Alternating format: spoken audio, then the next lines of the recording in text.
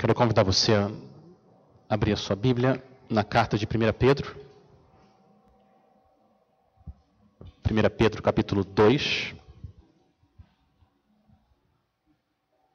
Eu vou ler dos versículos 11 até o 17. 1 Pedro, capítulo 2, de 11 a 17. Se você está usando uma das Bíblias da igreja, essa passagem está na página 946. 1 Pedro, capítulo 2, a partir do versículo 11. Assim diz a palavra do Senhor. Amados, insisto em que, como estrangeiros e peregrinos no mundo, vocês se abstenham dos desejos carnais que guerreiam contra a alma. Vivam entre os pagãos de maneira exemplar, para que, mesmo que eles os acusem de praticarem o mal, observem as boas obras que vocês praticam e glorifiquem a Deus no dia da sua intervenção. Por causa do Senhor, sujeitem-se a toda autoridade constituída entre os homens, seja ao rei como autoridade suprema, seja aos governantes como por ele enviados, para punir os que praticam o mal e honrar os que praticam o bem. Pois é da vontade de Deus que, praticando o bem, vocês silenciem a ignorância dos insensatos. Vivam como pessoas livres, mas não usem a liberdade como desculpa para fazer o mal. Vivam como servos de Deus. Tratem a todos com o devido respeito. Amem os irmãos, temam a Deus e honrem o Rei. Vamos orar mais uma vez. Pai, nós continuamos clamando ao Senhor que o Senhor mostre Cristo e revele a Tua glória através da Tua palavra. Pai, fortalece o Teu povo para a guerra, para a batalha, para que a gente possa crescer em santidade diante do Senhor e dos homens. Usa a nossa vida para mostrar como o Senhor Jesus é poderoso e precioso. Espírito Santo, nós dependemos do Senhor. Usa os próximos minutos para exaltar o nome de Cristo. Nós oramos no nome dele. Amém. Amém. Se você já morou ou passou um tempo em algum lugar que não foi o lugar que você nasceu, você sabe o que é ser um estrangeiro. Se você já foi para o Japão ou para a Austrália, você teve essa experiência de forma ainda mais explícita, mas até dentro do nosso país você consegue ter essa sensação de ser um estrangeiro. Você vai para um outro lugar e as pessoas têm um sotaque diferente. Elas usam um vocabulário diferente. Toda vez que você abre a boca ou você ouve alguém falando, vem na sua mente: eu não sou desse lugar, eu não pertenço aqui a esse lugar. As pessoas se vestem de maneira diferente, comida diferente, é um outro estilo de vida, e essa identificação, ela é tão forte, que várias vezes as pessoas mudam de nome e elas ganham um apelido. Aquele ali é o carioca, é a mineira, é a baiana, é o Ceará, é o gaúcho, porque você carrega essa identidade com você. Aquela pessoa é um estrangeiro. Olha o versículo 11. Olha como Pedro começa essa passagem. Amados, insisto em que, como estrangeiros e peregrinos no mundo, você, cristão, é um estrangeiro no mundo. Se você está morando onde você sempre viveu, ou muito longe, não importa, você é sempre um estrangeiro aqui nesse mundo. Domingo passado nós vimos qual que é a nossa identidade quando a gente olha para o céu. Quem que você é quando você olha para o céu? Olha o versículo 9.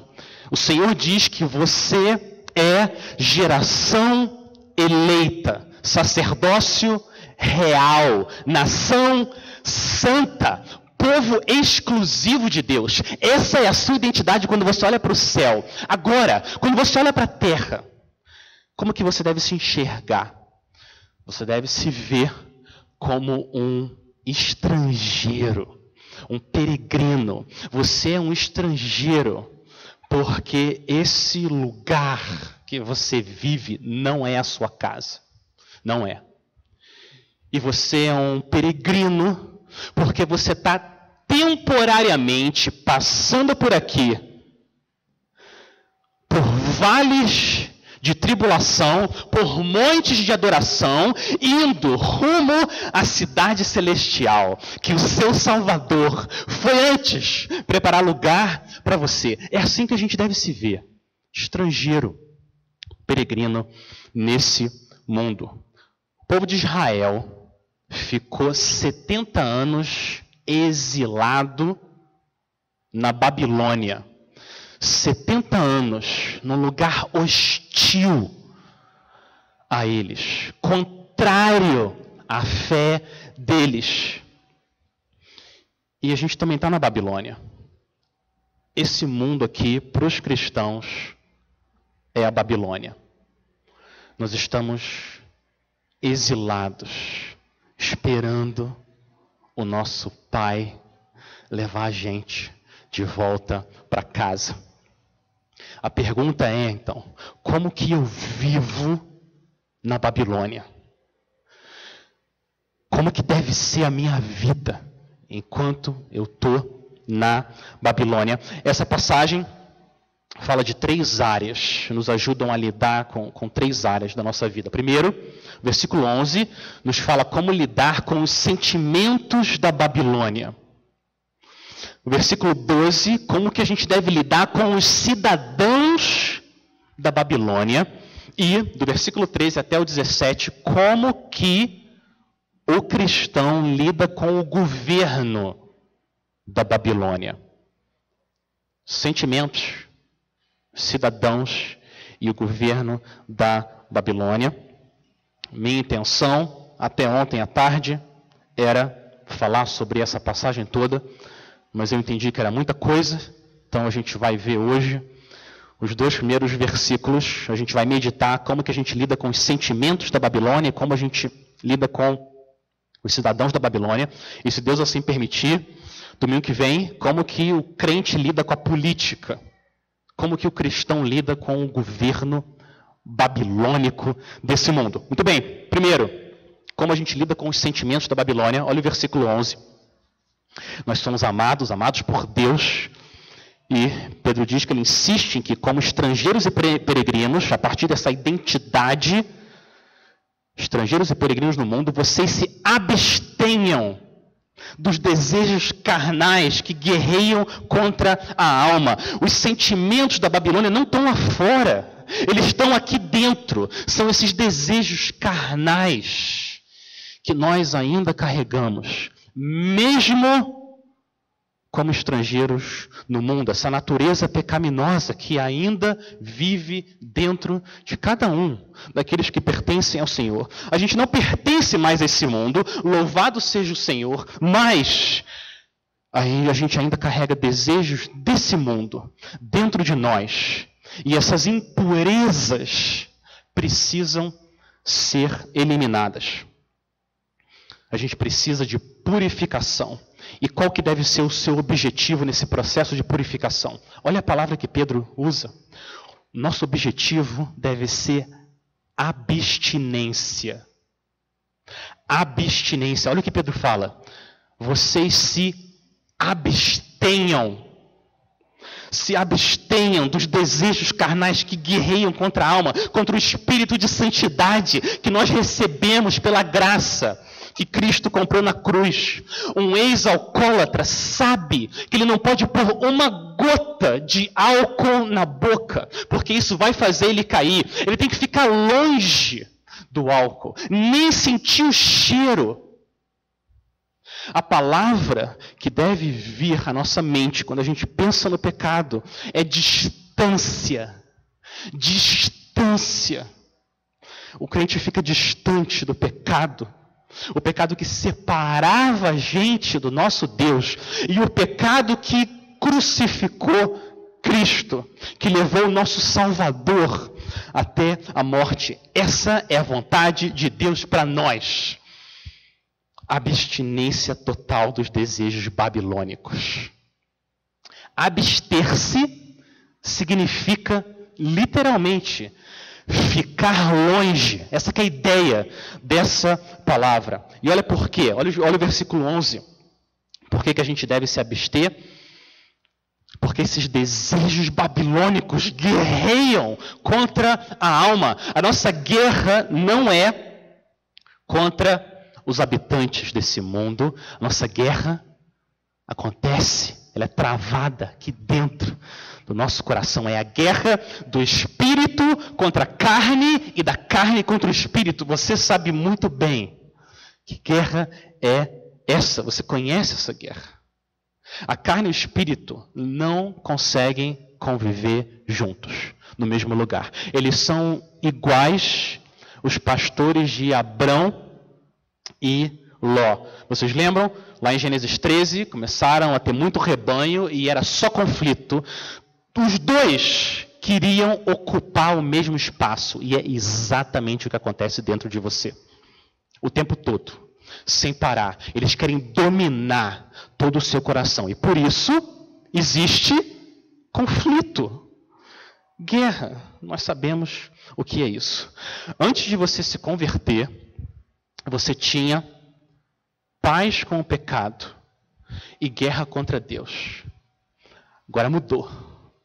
Agora você tem paz com Deus e guerra contra o pecado. A batalha continua. O que aconteceu foi que agora você mudou de lado. E deixa eu lembrar uma coisa para você. Agora você está do lado que vence. Do lado que vai ganhar essa guerra. Porque o capitão da nossa alma, o Senhor Jesus Cristo, vai liderar o povo dele em vitória até a glória. Ele prometeu isso e ele vai fazer isso. Você agora está do lado que vai vencer. Mas, durante a sua peregrinação na Babilônia, precisa haver guerra. Uma guerra que o Senhor Jesus nos dá poder para lutar. Você está aqui em território inimigo. Esse conflito nunca cessa, nem nas suas férias. Como está a guerra dentro de você? Como você tem guerreado? Como você tem se carregado de munição para esse conflito? Que o Senhor Jesus já declarou vitória, mas que você tem que lutar e guerrear até o fim. Você ora, você clama a Deus ajuda nessa batalha. Você memoriza versículos específicos para lutar contra pecados específicos do seu coração. A gente precisa se encher das armas que o Senhor nos dá para a gente entrar nessa batalha. Você tem um irmão, uma irmã na sua vida que você se encontra regularmente para confessar as feridas dessa batalha, as dores de cair no chão e as alegrias de ter sido levantado pelo Senhor dos Exércitos. Você já encontrou esse irmão, essa irmã? Não dá para lutar sozinho. Essa guerra é cruel. O Senhor quer que a gente se cerque de outros soldados para lutar nessa batalha e assim avançar na batalha. Olha o que foi encontrado no diário de um cristão que viveu séculos antes da gente. Olha o que foi encontrado. Pegaram o diário dele, dia tal. Ele escreveu: hoje eu jejuei o dia inteiro para conquistar o meu orgulho. Isso é guerra! Isso é guerra! Eu odeio tanto meu orgulho que eu vou clamar ao Senhor, orar, chorar, o que for necessário para batalhar contra o que me impede de andar com meu Senhor. Isso é guerra. Senhor, nos ajuda a gente lutar mais, com mais força contra essa batalha. Uma força que Deus supre para o seu povo fraco. Qualquer que seja o preço que a gente tem que pagar, vale a pena. Porque o que está em jogo é muito, muito precioso. Qual foi o último dia que você lembra que você chorou? Você e Deus, você chorou porque essa batalha ainda está acontecendo na sua vida. Você chorou porque você continua vivendo de uma maneira que não agrada ainda o Senhor. Quando foi a última vez que a gente pulou uma refeição para pedir ajuda, clamar ao Senhor, essa guerra contra a nossa alma? O que for necessário. Tira o computador do quarto, põe o computador na sala, onde todo mundo pode ver o que você está vendo. O que for necessário. Eu sei de gente que já faz semanas parou de usar o celular. Você fala, uau, que absurdo. Hoje em dia, parar de usar o celular, a causa é boa. O celular estava derrubando ele demais.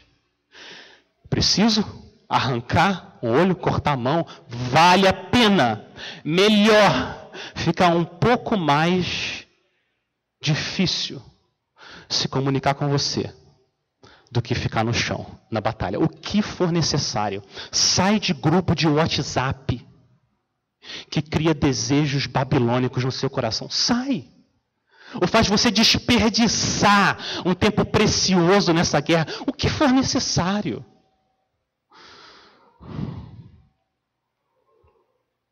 O objetivo é a abstinência. É isso que Pedro fala, é o versículo 11. Abstinência. Não usa o celular em determinados horários para você conseguir dar atenção às pessoas que você ama. Memoriza a Bíblia. O que for necessário. Cria o hábito de passar tempo na presença do Senhor e elimina o que te atrapalha a fazer isso. Mas, povo de Deus, a gente não pode lidar com o pecado de maneira superficial. Não pode. A gente precisa ir à fonte. Tudo isso que eu estou falando do celular, do computador, e WhatsApp, e televisão, e mudar a rotina, tudo isso é válido, é importante. Mas a gente não pode parar aí. A gente tem que ir aonde que a batalha realmente acontece. Aonde que acontece esse conflito. Provérbios 4:23. De tudo o que se deve guardar, guarde bem o quê? O seu coração. Porque é dele que procedem as fontes de vida. A batalha se dá no coração. É por isso que Tiago pergunta para a gente, de onde procedem as guerras e as brigas que há entre vocês? De onde? Se não dos prazeres que estão em conflito dentro de vocês. É aí que se dá essa guerra. Aí que é o lugar de conflito. O nosso coração. A gente precisa descascar a cebola do pecado para conseguir chegar no centro e a gente progredir nessa batalha. Você tem que se perguntar. A próxima vez que você percebe um padrão, você cai em pecado, a gente tem que se perguntar. Qual que é o sentimento babilônico que está tentando reinar no meu coração? Qual que é o sentimento babilônico? Deixa eu dar um exemplo. Imagina, você falou com alguma pessoa de uma maneira que você não devia, ou você está emburrado com aquela pessoa por causa de alguma coisa que aconteceu. Se a única coisa que a gente faz é, não está certo eu falar desse jeito, não está certo ficar emburrado, eu preciso melhorar. Se a única coisa que a gente faz é isso, a gente não vai avançar muito nessa guerra. Não vai. Não é aqui nesse nível que está o exército inimigo. Não é. A gente precisa descer mais. A gente tem que se perguntar, por que eu falei daquele jeito com ela? Ou com ele? Por quê? Porque eu fiquei irritado. Por que eu fiquei irritado? Porque eu fui interrompido. Eu não gosto de ser interrompido. Por que eu não gosto de ser interrompido? Porque eu estava cansado e agora eu mereço o meu tempo e eu mereço as minhas coisas. Agora sim, agora a gente está chegando mais perto da batalha. Olha o vocabulário. Eu mereço meu tempo, minhas coisas. Agora a gente está mais perto da batalha. Isso começa a revelar um coração que não está enxergando o mundo como deveria, nem as pessoas como deveria. O Senhor Jesus é o dono de tudo e merece o universo e todo mundo aos pés dele. E o que ele fez? O que o rei fez? Ele se entregou por nós. Ele veio como servo. Ele disse que não veio para ser servido, mas para servir. Como que os servos do rei vão ter essa mentalidade? Eu mereço minhas coisas? Não. A gente começa a chegar mais perto do problema. O problema é arrogância. É um ego inchado. A gente precisa da palavra de Deus, a espada, para furar o ego, esvaziar, para a gente viver de uma maneira que traz honra ao Senhor. A gente não pode se conformar com a superfície, a gente tem que ir até um lugar onde existe a batalha. Deixa eu dar um outro exemplo. Falei da maneira como não deveria. Por quê? Porque eu fiquei irritado. Por que eu fiquei irritado? Porque aquela pessoa me fez passar vergonha em público. Mas por quê? Por que eu fico tão irritado quando alguém me faz passar algum tipo de vergonha em público, ou a minha imagem não é da maneira como eu gostaria que fosse diante das pessoas? Por quê? A gente tem que perguntar isso. É porque eu não estou descansando no amor de Deus. E eu preciso que as pessoas tenham uma determinada opinião sobre mim, para aí sim eu me sentir bem. Agora sim, agora a gente está indo na raiz do conflito. Qual que é o sentimento babilônico? O temor das pessoas. Eu estou sendo controlado pela opinião que as pessoas têm. Eu preciso substituir esse sentimento por um sentimento celestial, que é o temor a Deus, para eu ficar livre, para poder amar as pessoas de verdade e não usar elas para me darem o que só Deus pode me dar. Essa satisfação, essa segurança que eu tenho em Cristo. Meus irmãos, a gente tem que batalhar no lugar onde o conflito acontece, não ficar só numa superficialidade, nessa guerra. Crente, você está no mundo, mas você não é mais do mundo.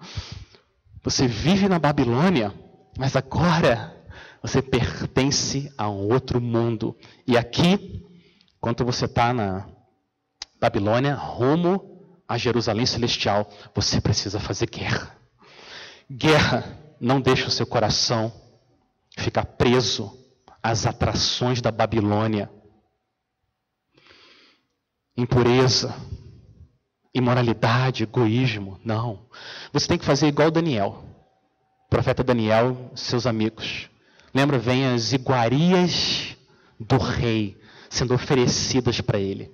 As iguarias de Nabucodonosor, rei da Babilônia, para ele e os seus amigos.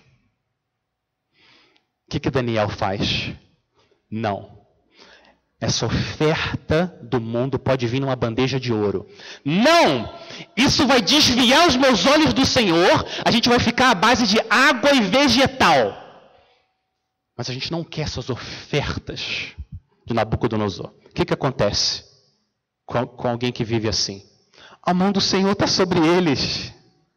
E eles ficam cheios de conhecimento, discernimento. A aparência deles é melhor do que a de todos os outros.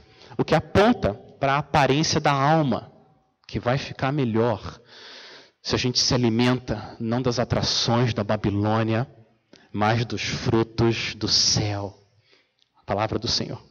A pergunta que a gente precisa fazer hoje, cada um de nós, é: qual que é a oferta de Nabucodonosor, Satanás, o príncipe desse mundo? Qual que é a oferta que ele está fazendo a você?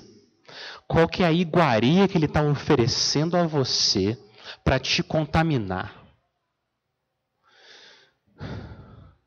Para a impureza que você devia fazer guerra continuar dentro de você. O que é exatamente que está sendo oferecido?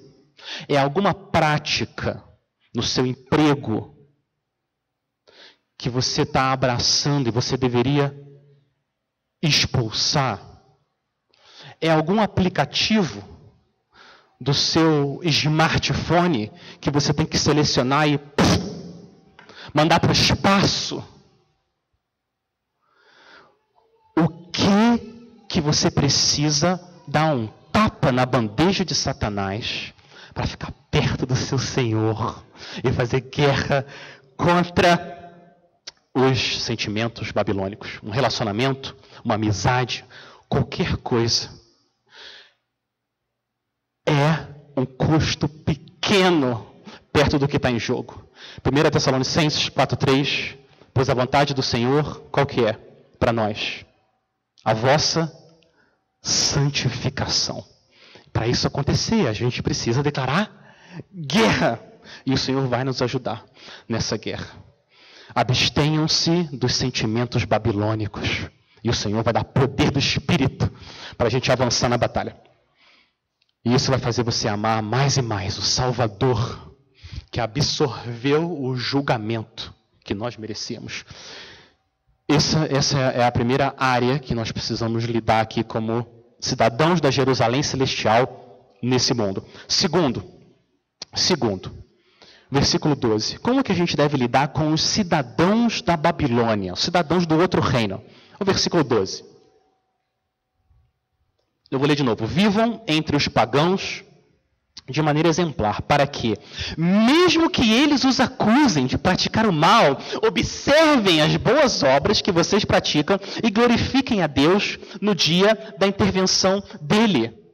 O nosso estilo de vida deve ser tal que, mesmo que as pessoas acusem você de fazer o mal, o seu estilo de vida mostre que você é diferente, que você é de outro mundo, você é um estrangeiro nesse mundo. Você tem uma alegria em Cristo, você tem uma paz com Deus, que faz as pessoas se sentirem atraídas para ir até você e perguntar: quem está fazendo isso com você? Quem que transforma a sua vida dessa forma? Você deve saber que nos primeiros séculos, os cristãos eram acusados de vários crimes, Um crime que eles eram acusados era de relacionamento ilícito entre a família. Dentro da própria família, eles ouviam que eles tinham umas reuniões antes do sol nascer e que os irmãos e as irmãs se amavam. Eles começavam a acusar os cristãos de incesto, de relacionamentos ilícitos. Mas isso não é verdade. É um amor puro e sincero entre os irmãos na fé. Mas eles eram acusados disso. Eles chegaram a ser acusados até de canibalismo.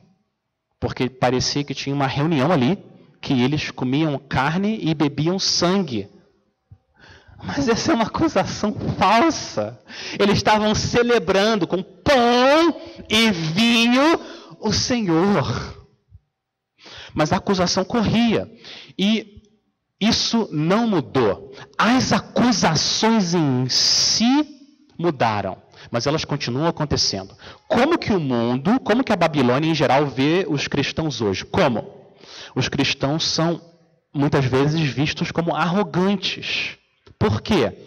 Porque eles dizem que todas as religiões são falsas, que a única forma de você se relacionar com Deus é através de uma pessoa chamada Jesus Cristo. Essa é uma das piores coisas na nossa cultura hoje que pode acontecer. Eles são acusados de serem arrogantes. Os cristãos são acusados de não serem amorosos, porque eles não são favoráveis à união de pessoas do mesmo sexo. Ou, olha o absurdo, eles são contra as mulheres e as famílias que não querem ter um bebê abortarem. Eles são contra isso, contra a liberdade de escolha das pessoas. Os cristãos são vistos como aqueles que atrasam a ciência, porque eles não querem que sejam usados embriões em pesquisa. Os cristãos são muitas vezes, hoje, vistos como aqueles que emperram o avanço da humanidade. E você sabe que isso não é verdade. Isso não é verdade. O que os cristãos estão tentando fazer é serem fiéis ao Deus deles e amarem as pessoas e quererem o melhor e o bem das pessoas. É assim que os cristãos querem viver. Mas você, cheio de convicção, mas com um jeito humilde de lidar com as pessoas, o que você vai fazer é abafar essa acusação de que você é arrogante. Essa acusação vai começar a perder o valor. A sua maneira de servir as pessoas e amar as pessoas, mesmo aquelas que são muito diferentes de você, esse seu jeito amoroso vai pegar essa acusação de que você é uma pessoa que não ama os outros e torna ela sem valor. Drena, tira o poder das acusações contra os cristãos. É isso que Pedro está falando aqui.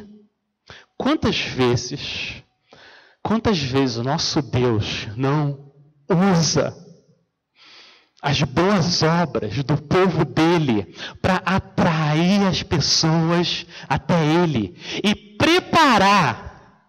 Olha o que Deus faz. Ele prepara cidadãos da Babilônia através das suas obras para mudar eles de reino. Provavelmente foi assim com vários de vocês. Vocês vendo as boas obras de alguém, aquilo começou a atrair você. Por que aquela pessoa é daquele jeito? E assim você pode falar do seu Salvador, que foi condenado no seu lugar. As nossas boas obras não têm poder para salvar ninguém, nem nós mesmos. Elas não têm esse poder. Só a fé em Cristo que pode salvar, não é? Romanos 10, a fé vem pelo ouvir e ouvir a palavra de Cristo. Essa ideia de pregue o evangelho, se necessário, use palavras. Já ouviram essa ideia? Isso não é possível. Não é possível pregar o evangelho sem palavras. Pregar necessariamente implica proclamar palavras de Cristo. Não é isso? Mas o nosso testemunho, o seu testemunho, é um elemento muito importante nesse processo de evangelização. Que Deus quer usar a igreja para trazer mais pessoas da Babilônia para o reino de amor de Cristo. É isso que Pedro está dizendo aqui. A sua vida adorna o evangelho com uma beleza que torna Cristo mais atraente. E aí a pessoa pode sim, com os ouvidos abertos, ouvir do seu Salvador. Atrair para ouvir. Olha o propósito, olha o final do versículo 12. Qual que é o propósito? Um dos propósitos, além de dar glória a Deus, para você ter uma vida, ter um bom testemunho. O propósito é aqueles que estão longe de Cristo, através dessa atração, glorificarem a Deus no dia da intervenção dele. O dia da intervenção de Deus é o dia do julgamento. O dia que Deus já escolheu para julgar os vivos e os mortos, e aqueles que forem trazidos a Cristo vão trazer glória a Deus. E olha o privilégio que a gente tem. Olha o privilégio que a gente tem, ser usado por Deus. Nossas obras, imperfeitas, mas reais, como um dos meios que Deus usou para resgatar para sempre alguém da Babilônia para Jerusalém celestial. O nosso testemunho de vida abre portas para que a gente possa testemunhar de Cristo. É isso que Pedro está falando aqui. A pergunta que a gente precisa fazer é: quando as pessoas olham para a nossa vida, as pessoas olham para a sua vida, o que elas veem? O que elas veem? Qual que é o seu testemunho para as pessoas que estão mais perto de você? O que elas percebem quando elas olham para você? Elas notam um aroma diferente? Elas percebem o seu sotaque celestial? Quando você abre a boca, no jeito que você fala, o jeito que você se veste, elas percebem. Ele é estrangeiro. Essa pessoa, ela é estrangeira. Não é possível. Ela é muito diferente aqui do nosso estilo de vida na Babilônia. Tem alguma coisa diferente. Ela vai se sentindo atraída para perguntar: por que você é assim? Por quê? Fala para mim. Olha que oportunidade de ouro que você tem. O nosso testemunho é muito, muito, muito, muito, muito importante. O nosso testemunho não pode ser separado da nossa fé. Algumas pessoas tentam fazer isso. Não, eu tenho a minha fé, mas testemunho é outra coisa. Não! Nossa fé invisível é comprovada no nosso testemunho visível. E muito, muito interessante, e eu compartilho essa história aqui com o desejo dela ser útil para a vida espiritual de vocês, mas a falta de testemunho na minha vida foi o meio que Deus usou para mostrar que eu achava que era crente, mas na verdade eu não era. Eu achava que estava tudo bem comigo, que eu era cristão, mas na verdade eu não era. Eu lembro até hoje, um amigo no trabalho me mandou um texto sobre um diálogo de Deus e o diabo. Deus e o diabo ali conversando, negociando. Eu não era crente, mas o meu conhecimento bíblico, eu ia nos estudos bíblicos e lia a Bíblia.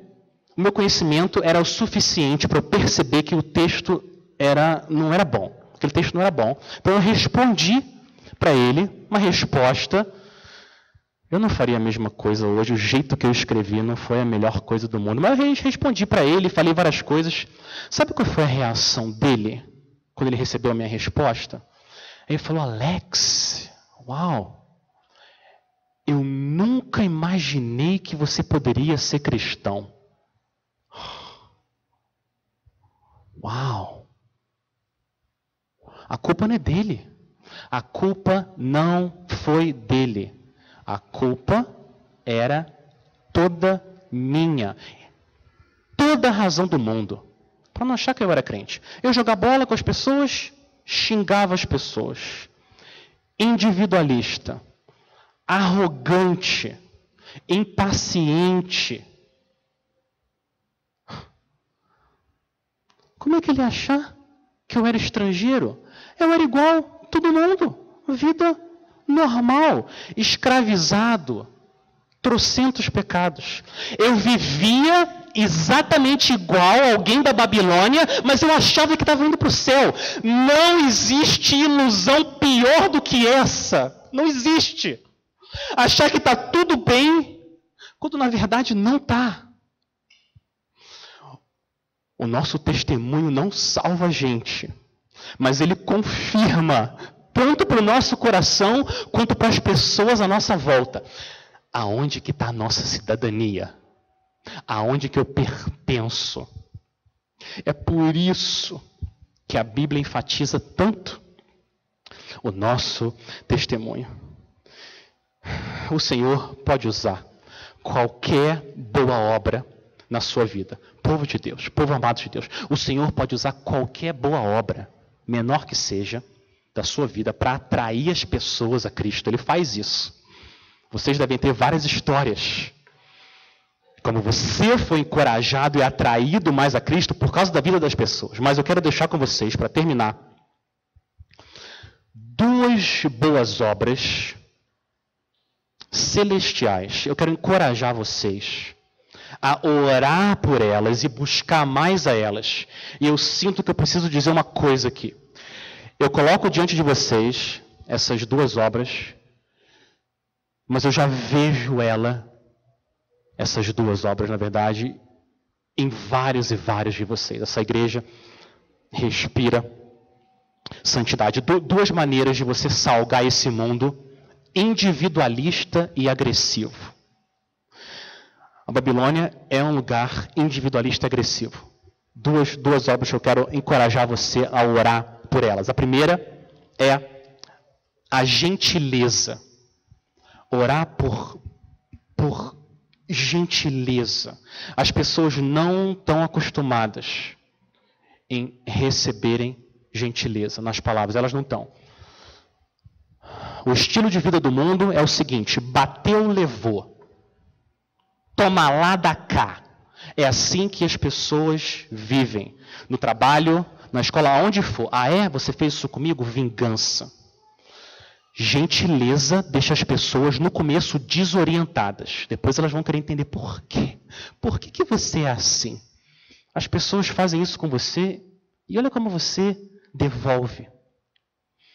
A minha mãe foi atraída a Cristo por causa disso. Porque ela viu uma mulher que era estrangeiramente gentil. Ali ia descer, ali no playground para levar os filhos para brincar. E o que geralmente a gente vê? Muitas vezes os pais vão para 2 extremos. Um extremo é os pais tratam os filhos de forma agressiva, autoritária, grita, briga. Ou outro extremo, passivos, omissos, ausentes. Né? Hoje em dia, eu diria, o tempo todo lá no celular e não se envolve com a vida das crianças. 2 extremos. Mas a minha mãe olhava para a vida daquela mulher,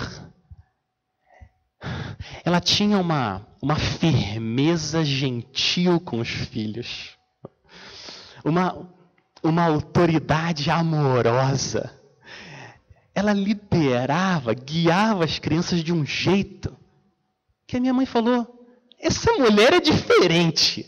O que tem na vida dessa mulher aqui? Ela foi atraída por causa da prática, da boa obra, da gentileza. E foi o meio que Deus usou para abrir os ouvidos da minha mãe para ouvir de um Salvador gentil, manso e humilde de coração, que se entrega no lugar de pecadores. Essa é a primeira obra que eu quero animar vocês a continuarem perseguindo, buscando, todos nós juntos. Segunda boa obra, olha o capítulo 4 de Pedro, versículo 8. Eu quero pegar a segunda hora do próprio livro de 1 Pedro. 1 Pedro 4, 8. Daqui uns meses, a gente vai chegar nessa passagem, se Deus quiser. Mas olha o que Pedro fala aqui. 1 Pedro 4, 8. Sobretudo, amem-se sinceramente uns aos outros, porque o amor perdoa muitíssimos pecados. Agora, olha o que Pedro fala. Sejam mutuamente hospitaleiros, sem reclamação. Eu quero encorajar a nossa igreja a continuar orando e buscando sermos hospitaleiros. Essa boa obra de abrir não só nossa casa, abrir nossa casa também.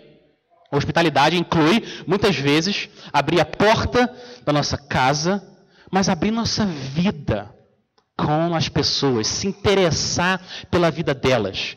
Hospitalidade é sim, abrir a porta da sua casa, oferecer uma refeição, ótimo, mas vai além. Hospitalidade é você desejar o bem espiritual daquela pessoa. Abrir a sua vida, seu tempo, sua rotina, para que elas possam participar do reino de Cristo e fugir da Babilônia. Uma professora de inglês chamada Rosaria Butterfield, ela foi resgatada através dessa boa obra. Você pode ler o testemunho dela no livro que ela escreveu. Uma professora de inglês, ela foi atraída porque ela foi durante várias semanas, meses, na casa de um casal cristão, hospitaleiro. Agora, ouve isso. Essa mulher, a professora Rosária, era uma ativista, feminista, lésbica, praticante. Ela escreveu um artigo no jornal destruindo os cristãos. O homem desse casal escreve para ela e convida ela para ir em casa. Vem cá, vem em casa, a gente quer conhecer você e conversar com você. E oferecem refeição e conversam, começam a estudar a Bíblia juntos. O que acontece? Depois de meses e meses estudando a glória de Cristo na palavra e vendo que Jesus é real, ele transforma a vida das pessoas. Ele faz as pessoas estrangeiras nesse mundo. Essa professora ficou convencida que o Jesus que ela estava vendo na Bíblia era de verdade. Ele era quem ele estava dizendo que ele era. E ela abandonou os sentimentos babilônicos e foi a Cristo. Olha isso, porque um casal abriu a vida deles, a casa deles, e falou: vamos orar.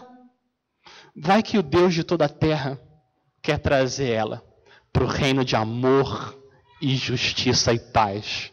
E se entregaram a essa mulher. E olha que interessante, esse homem acabou ficando viúvo depois de um tempo. E adivinha com quem que ele se casou? Com ela. Olha que lindo! Ela saiu da Babilônia e agora esposa de um pastor presbiteriano. Sabe o que ela faz agora? Ela não parou de escrever. Ela não parou de escrever. Mas agora o assunto mudou. Agora ela escreve do rei, do Salvador, que resgatou ela, que morreu no lugar dela. Esse é o poder que o testemunho do povo de Deus, graça de Deus, o Espírito Santo agindo no seu coração, é capaz de fazer. Transforma as pessoas de acusadores em adoradores.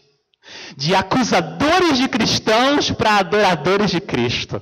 É isso que o Senhor pode fazer através da nossa vida. Povo de Deus, vocês são o sal da terra. Vocês são o sal da terra. Uma terra que precisa urgentemente provar que o Senhor é bom. Vocês são a luz do mundo. Esse mundo que está em trevas. E a gente tem o privilégio, a oportunidade, no nosso curto tempo de vida aqui, sermos usados como aqueles que refletem a luz de Cristo. Ninguém aqui tem luz própria. Nós não somos o sol, nós somos a lua. A gente reflete a luz que vem de Cristo. Nós precisamos, pela graça de Deus, viver dessa forma. Mateus 5,16: assim brilhe a luz de vocês diante dos homens, para que vejam as boas obras de vocês e glorifiquem ao Pai de vocês, que está nos céus. Nem todas as pessoas que vão olhar para a vida de vocês, o testemunho de vocês, vão ser salvas. Nem todas as pessoas vão ser salvas. Mas, por causa da grande misericórdia de Deus, algumas vão. Algumas vão. E vale a pena a gente buscar uma vida de abstinência dos desejos babilônicos, um testemunho celestial para trazer as pessoas para perto de Cristo. Quem pode prever o que um grande Deus é capaz de fazer com as nossas pequenas obras de amor? Quem é capaz de prever? Igreja, busque oportunidades de praticar boas obras. Busque essas oportunidades. Ore sobre isso. E nessas oportunidades você fala da grandeza que chamou vocês das trevas para a sua maravilhosa luz. Nunca se esqueça, nunca, que você é um estrangeiro, um peregrino nesse mundo. E o plano de Deus é usar você como um troféu da graça para atrair as pessoas para o Rei da graça. Tirar pessoas do povo da Babilônia e trazer elas para o povo de Deus. Vamos orar então? Vamos orar, pedir para o Senhor fazer isso, ou eu diria, melhor, continuar fazendo isso na vida de vocês. Para que quando isso acontecer e as pessoas forem trazidas da Babilônia para Jerusalém Celestial, elas glorifiquem a Deus no dia da intervenção dele. Senhor, nosso Deus, nós queremos pedir que o Senhor faça o que só o teu Espírito pode fazer, continuar fazendo nas nossas vidas. Senhor, nos ajuda na nossa guerra, Senhor. Nos perdoa pela nossa, muitas vezes, negligência na batalha. Perdoa o nosso desânimo, Senhor, e fortalece os braços do teu povo. Senhor, tira o desencorajamento do nosso coração e coloca um ânimo santo, porque o Senhor Jesus morreu pela nossa santificação na cruz, que a gente possa guerrear. Senhor, torna o teu povo santo, porque o Senhor é santo. E nos ajuda, Pai, nos ajuda a gente testemunhar do teu amor, praticando boas obras, para que o Senhor possa usar isso como um meio de amolecer os corações, abrir os ouvidos, para que a gente possa falar do nosso Salvador. E assim o Senhor receba a glória no dia da tua intervenção. Esse é o nosso pedido, Senhor. Em nome de Jesus. Amém.